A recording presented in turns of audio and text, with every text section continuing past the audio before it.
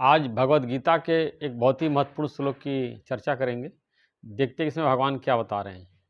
ये भगवद गीता के 7वें अध्याय का 7 नंबर श्लोक है। श्लोक इस प्रकार है, हे धनंजय, मुझसे भिन्न दूसरा कोई भी परम कारण नहीं है। यह संपूर्ण जगत सूत्र में सूत्र के मणियों के सदृश मुझ में गुथा हुआ है। अब यहाँ भगवान जो है अर्जुन को आश्वस्त कर रहे हैं, समझा रहे हैं, तुम डरो नहीं, लड़ाई में तुम हारोगे नहीं। कह रहे हैं कि मुझसे भिन्न कोई दूसरा परम कारण नहीं है। यहाँ भगवान का बताने का आशय ये है कि सबसे बड़ा भगवान मैं ही हूँ, मुझसे बड़ा कोई और भगवान नहीं है।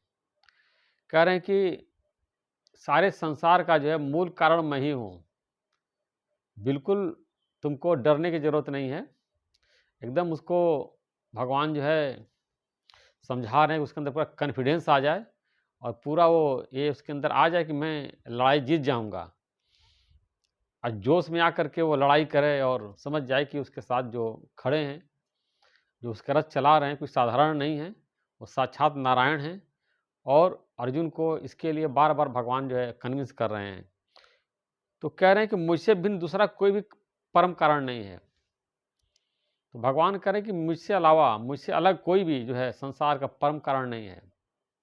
यानी मूल कारण की बात कर रहे हैं। संसार का मूल कारण जो परमात्मा कह रहे हैं कि मैं ही हूँ। मुझसे सारा संसार उत्पन्न हुआ है, मुझ में स्थित है और मुझ में ही लय को प्राप्त होगा। अब कारण किसको कहते हैं? कारण और कार्य का आपको बता रहे हैं। जैसे घड़ा है, घड़ा जो है कार्य है, उसका कारण मिट्टी है। मिट्टी से घर की निर्माण होता है।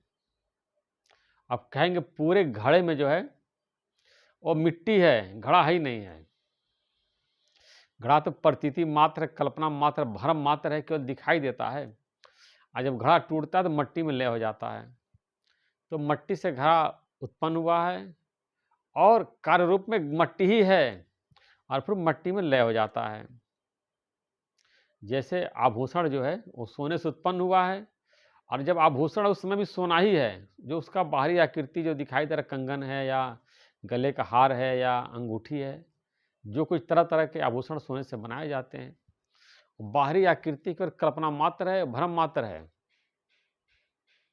आम आदमी की नज़र जो है उसके आभूषण पे होती है, लेकिन सुनार की नज़र सोने पे होती है।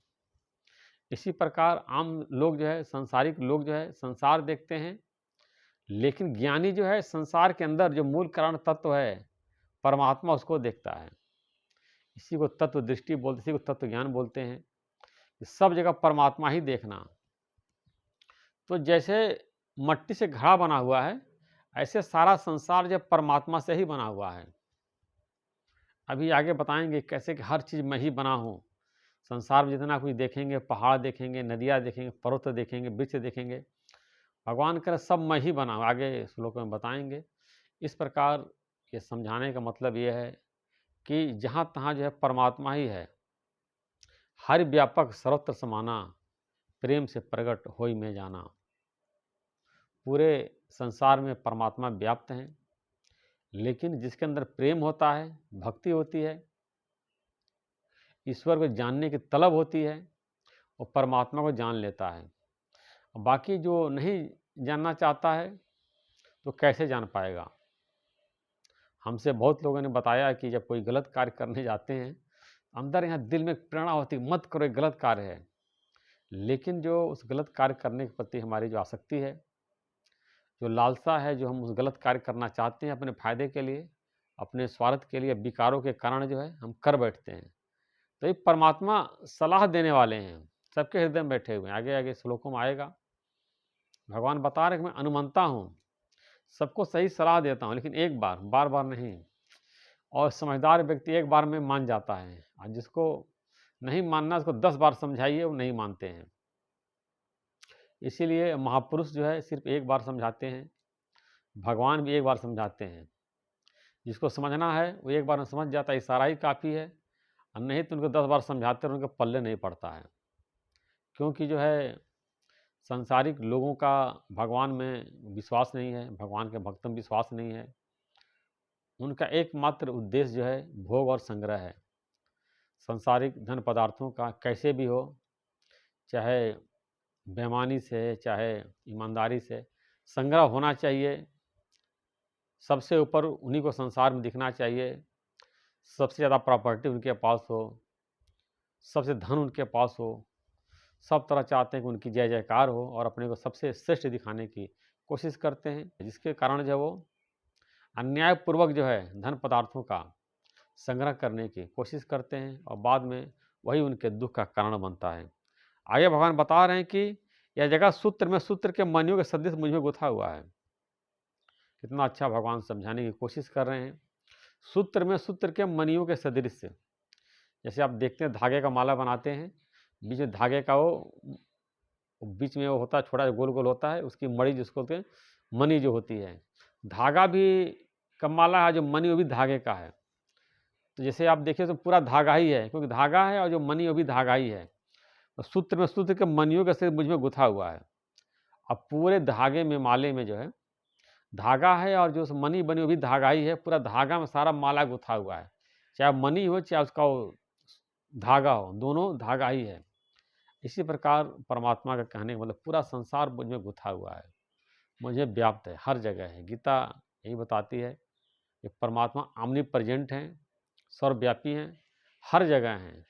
बस जो है आपको अपनी तत्व दृष्टि इसको रखनी है, सब जगह परमात्मा दिखना है जहाँ तहाँ। कोई जगह न तू इसे खाली है, तू व्यापक डाली डाली है। परमात्मा से कोई जगह नहीं खाली है, हर डाली में, हर पत्ते में, सब जगह परमात्मा ही है। वेदों में आया है कि कोई ऐसा जगह नहीं जहाँ भगवान ने प्रवेश न किया हो, सब जगह भगवान प्रवेश किया हुआ है और सबको भगवान देख रहे हैं। एक बार जो है एक गुरु ने अपने दो शिष्यों को परीक्षा करने के बोला कि जाओ अपने कबूतर का गला काट के ले आओ, ऐसी जगह काट के ले आओ जहाँ कोई जो है तुमको देखे ना। एक गया फट से आश्रम के पीछे गला काट के लिया, गुरु जी के सामने रख दिया, दिखे गला काट के हमने रख दिया। दूसरा गया काटने के लिए, कहीं जाए, देखा अरे ये तो कबूतर ही हमको देख रहा है, मैं भी इसको देख रहा हूँ, सर्वव्यापी परमात्मा भी जो है हमको देख रहा है, हम कहाँ इसकी गला काटेंगे। जंगल में ले गया, कहीं उसको दिखाई ना दे, ये कबूतर हमको देख रहा है, ये हमको मारने जा रहे हैं। तो गुरु के पास लेके आ गया उसने जो है, और कबूतर वापस लेके आ गया। गुरु से कहा जो है कि गुरु जी मैं इसको नहीं मार सकता, मैं भी इसको देख रहा हूँ, कबूतर भी देख रहा है, हर जगह परमात्मा भी इसको देख रहे हैं, मैं कैसे इसकी गला काट दूँ। तो गुरु ने कहा कि तुम बैठो, तुमको मैं ज्ञान सुनाऊंगा और तुम ही जो मतलब योग्य शिष्य हो और तुम ज्ञान के लायक हो। दूसरे का भी जाओ और तुम साधना करो, तपस्या करो, जप करो, तप करो और अपने अंतरण को शुद्ध करो, अपने अंतःकरण को और शुद्ध करो, तभी ज्ञान लगेगा। तो जिसका अंतःकरण शुद्ध है उन्हीं को ज्ञान की प्राप्ति होती है, और जिनका अंतःकरण शुद्ध नहीं है उनको ज्ञान की प्राप्ति नहीं होती है। जिनका चित्त मलिन, उनको हर जगह परमात्मा नहीं दिखाई देता है, और जिनका चित्त शुद्ध हो गया, पवित्र हो गया, उनको हर जगह परमात्मा दिखाई देता है। जहाँ तहाँ जो है उसको परमात्मा का ही दर्शन होता है। जड़ चेतन जग जीव सब सकल राम में जान, बंदव सबके पद कमल सगा जोर जुपान। साढ़े जड़ चेतन में परमात्मा है, राम में कहने मतलब परमात्मा में है। इस प्रकार इस श्लोक का कहने का आशय यही है कि हर जगह परमात्मा है, आपके अंदर भी, आपके बाहर है। जैसे घड़े के अंदर आकाश होता है तो घटाकाश बोलते हैं, और मठ जो होता है, मकान जो होता है, उसके अंदर आकाश को मठाकाश बोलते हैं। अब घड़ा टूट जाए तो घड़े का अंदर का आकाश, बाहर का आकाश दोनों मिलकर एक हो जाता है, और जब मठ टूट जाता है तो मठ के अंदर का आकाश और बाहर का आकाश मिलकर के एक हो जाता है। तो ऐसे मेरा अभिमान नष्ट हो जाता है, अहंकार नष्ट हो जाता है, तो मेरे अंदर का परमात्मा, बाहर का परमात्मा दोनों मिलकर एक हो जाता है। लेकिन अहंकार के कारण, देह अभिमान के कारण जो है हम परमात्मा से दूर हैं। जब हमारा देह अभिमान चला जाता है तो अंदर से ही परमात्मा का साक्षात्कार हो जाता है। इसीलिए आया है no thy self and you know God. जब स्वयं को जानते तो परमात्मा को जान लेते हैं। जब तक आप स्वयं को नहीं जानेंगे तब परमात्मा को नहीं जान पाएंगे, क्योंकि आत्मा ही परमात्मा है। परमात्मा जो है हम सबके अंदर आत्मा रूप से विराजमान है। एवं आत्मा ब्रह्म है, आत्मा ही ब्रह्म है। जो आपकी, हमारी, सबकी आत्मा है, यही परमात्मा है। अब ये ब्रह्म ज्ञान इसको बोलते हैं, सब जगह परमात्मा का दर्शन करना, यही ब्रह्म ज्ञान है। लेकिन अब ये कि ये अभ्यास के लिए है, तुरंत आपको परमात्मा नहीं दिखाई देगा। आप जब बार बार देखने का अभ्यास करेंगे 14-15 साल, जब चित्त आपका निर्मल हो जाएगा, स्वच्छ हो जाएगा, तो अपने अंदर ही आप परमात्मा का दर्शन कर लेंगे, उस परमात्मा की शक्ति का। जो परमात्मा हर जगह व्याप्त है, आपके अंतःकरण में भी है, सामने वाले के अंतःकरण में भी है। इसका अभ्यास से होता है। अब सोच लें गीता के एक श्लोक सुन करके अब सब जगह भगवान आपको दिखने लगे, ये आपको नहीं दिखेगा। बस ये मान के चलिए परमात्मा की शक्ति हर जगह है। परमात्मा कोई रूप नहीं होता है। रूप रंग न रेख तरगु से प्रभु भिन्न, तिसे बुझावे नानका जिस सोए सुप्रसन्न।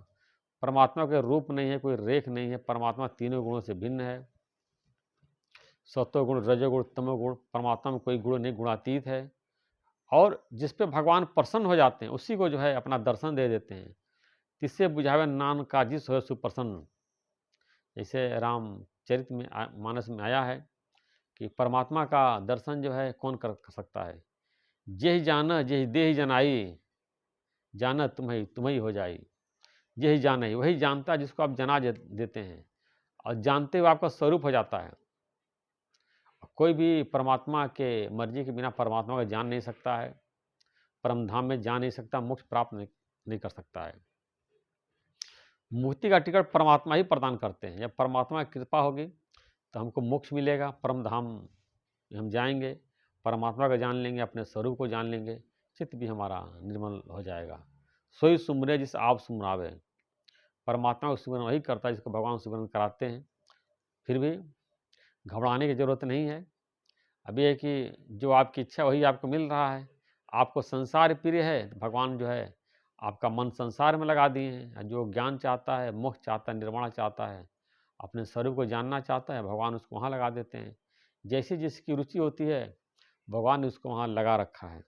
इस प्रकार आप जो है भगवद गीता का नित्य जो है अभ्यास करेंगे सुबह शाम, तो रोज़ सुबह शाम भगवद गीता पढ़ना ही चाहिए।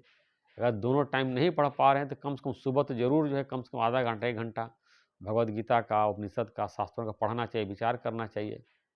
ऐसा करने से चित्त हमारा निर्मल होता, शुद्ध होता है, और परमात्मा का, आत्मा का अनुभव कर लेते हैं और अपने स्वरूप में स्थित हो जाते हैं।